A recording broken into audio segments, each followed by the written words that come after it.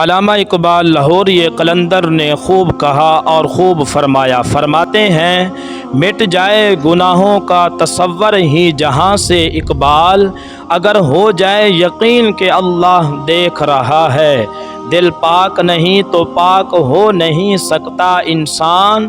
ورنہ ابلیس کو بھی آتے تھے وضو کے فریض بہت،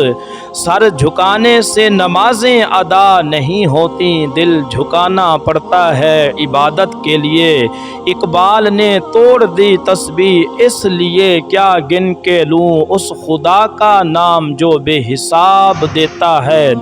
کوئی عبادت کی چاہ میں رویا، کوئی عبادت کی راہ میں رویا، عجیب ہے یہ نماز محبت کا سلسلہ اقبال، کوئی قضا کر کے رویا کوئی ادا کر کے رویا۔ یہ علامہ اقبال لاہوری قلندر فرماتے ہیں۔